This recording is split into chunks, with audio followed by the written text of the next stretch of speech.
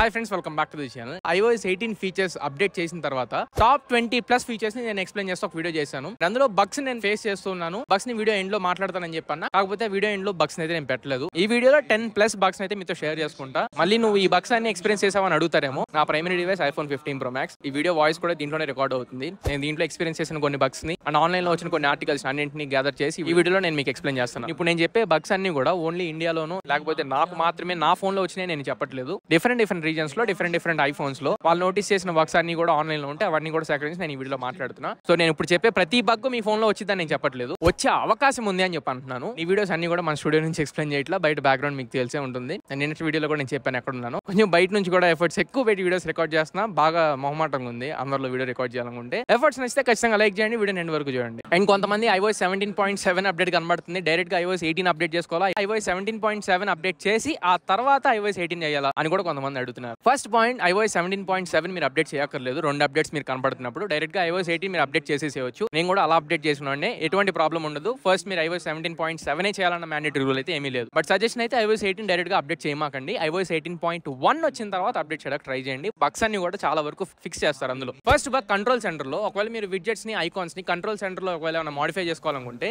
Crash అయిపోతుంది, వెంటనే మీకు హోమ్ స్క్రీన్ అయితే వచ్చేస్తుంది. సో ఒకవేళ ఎవరైనా విడ్జెట్స్ మోడిఫై చేసుకోవాలనుకుంటే క్రాష్ అవుతుంది, అది ఒకటి గుర్తుపెట్టుకోండి. అలానే లాక్ స్క్రీన్ విడ్జెట్స్ లో కూడా మీరు కింద టార్చ్ ని అండ్ కెమెరా బటన్ ఈ రెండింటిని కూడా మోడిఫై చేసుకోవచ్చు. ఆ రెండు మోడిఫై చేస్తున్నప్పుడు కూడా లాక్ స్క్రీన్ విడ్జెట్స్ అనేవి క్రాష్ అవుతున్నాయి, అప్పుడు కూడా హోమ్ స్క్రీన్ వచ్చేస్తుంది. మూడో బగ్, ఫేస్ ఐడీని యూస్ చేసుకొని మనం యాప్ లాక్ చేసుకోవచ్చు. బట్ వన్స్ మనం ఫోన్ అన్లాక్ చేసిన తర్వాత ఫేస్ ఐడి ఇవ్వకుండానే యాప్ అనేది ఓపెన్ అయిపోతుంది. మళ్ళీ ఓపెన్ అయిన యాప్ ని ఎప్పుడైనా రీసెంట్స్ లో తీసేసి సెకండ్ టైం మళ్ళీ ఓపెన్ చేస్తామో అప్పుడు మళ్ళీ ఫేస్ ఐడి తీసుకుంటుంది. సో యాప్ లాక్ దగ్గర ఒక బగ్ ఉందని గుర్తుపెట్టుకోండి. అండ్ నాలుగో సీరియస్ బగ్, ఇక్కడ నేను కొంచెం ఎక్కువ ఫ్రస్ట్రేట్ అయింది. కాల్స్ దగ్గర కాల్స్ లిఫ్ట్ అవ్వట్లేదు. ఈ బగ్ ఎప్పటి నుంచో ఉంది ఐఫోన్స్ లో, బట్ దీంట్లోనే క్లియర్ చేస్తారు అనుకున్నాను. ఇంకొంచెం పెరిగింది. మనకు వచ్చిన ఫోన్ మనం ఒక్కొక్కసారి లిఫ్ట్ చేయలేకపోతాం. అండ్ రెండు, ఆల్రెడీ కాల్ లో ఉన్నప్పుడు వేరే కాల్ మనకు వచ్చింది అనుకోండి, పైన బ్యానర్ లాగా వస్తుంది అంతే. ఒక్కసారి మనం ఆ బ్యానర్ స్కిప్ చేసామంటే మళ్ళీ అతని కాల్ లిఫ్ట్ చేయడానికి కుదరట్లేదు. అట్లీస్ట్ అది పైన డైనమిక్ ఐలాండ్ లోనే ఉంటే టచ్ చేసి వెంటనే మనం ఆ కాల్ పిక్ చేసుకోవడానికి ఉండేది. ఆ కాల్ పిక్ అవ్వట్లేదు. అండ్ రెండు, ఒకవేళ బ్యానర్ లో వచ్చిన కాల్ ని మనం పిక్ చేసాం అనుకోండి, ప్రీవియస్ కాలర్ ఎవరైతే మనం మాట్లాడుతున్నాం ఆల్రెడీ కాల్ లో ఉన్న అతన్ని స్వాప్ చేయడం కూడా కుదరట్లేదు.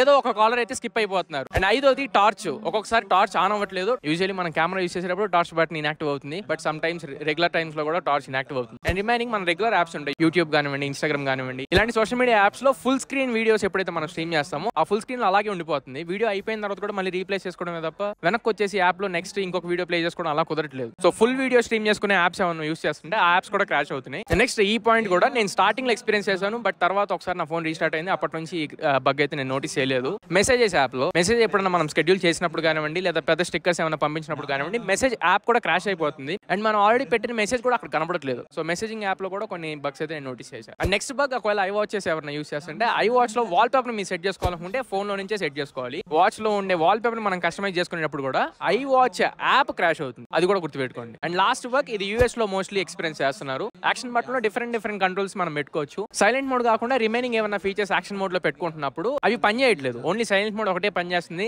రిమైనింగ్ కస్టమ్ ఫీచర్స్ ఏమైనా యాక్షన్ మోడ్ లో పెట్టుకోవాలనుకుంటే కుదరట్లేదు. సో యాక్షన్ బటన్ వైపు కూడా కొంచెం US లో ఎక్స్పీరియన్స్ చేస్తున్నారు, అది కూడా గుర్తుపెట్టుకోండి. సో ఇది ఫ్రెండ్స్ ఓవరాల్ ఇవాళ మన వీడియో. ఈ వీడియో మీకు నచ్చింది అనుకుంటున్నా, ఖచ్చితంగా ఉపయోగపడింది అనుకుంటున్నా. నచ్చితే లైక్ చేయండి, మీ ఫ్రెండ్స్ అందరికీ షేర్ చేయండి. మళ్ళీ ఇంకొక మంచి వీడియోతో మంచి క్వాలిటీ కనెక్ట్ మీ ముందు తిరిగి వస్తా. అంటిల్ నేను దిస్ చెప్తాను, సైనింగ్ ఆఫ్ నా ఫ్రెండ్స్. జై హింద్.